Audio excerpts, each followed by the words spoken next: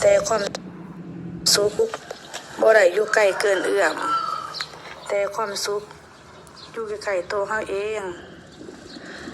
วันที่10วันข้านเดือน3แห่ม7ค่ำเดือน4แล้วสา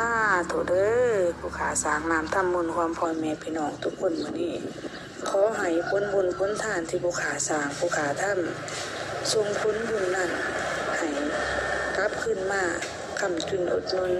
ขอพวกผู้ขาและพ่อแม่พี่น้องทุกคนที่เห็นคลิปนี้ภาพนี้และคนที่ผู้ขาหักทุกคนให้มีแต่ความสุขให้มีสุขภาพแข็งแรงให้อยู่เย็นเป็นสุขให้สู้ให้ไส้ให้มีแต่ความสุขกายสุขใจขอให้ผลบุญที่ผู้ขาสร้างผู้ขาทำในมือนี้ขอจงกลับคืนมาคุ้มครองปกปักรักษาทุกคนที่ได้ย่อมือสร้างน้ำทำบุญเอาบุญเอาบุญนำผู้ขาในมือนี้วันนี้และสา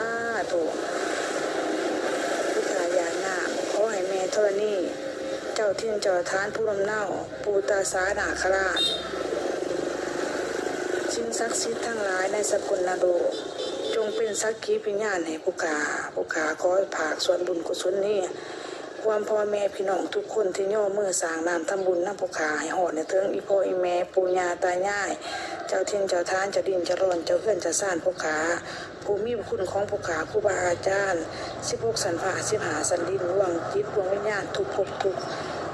ผู้จงหับอานิสงส์ผลบุญที่ผู้ขาสร้างรวมพ่อแม่พี่น้องทุกคนเลยเราไปขอให้ผลบุญที่สร้างนั้น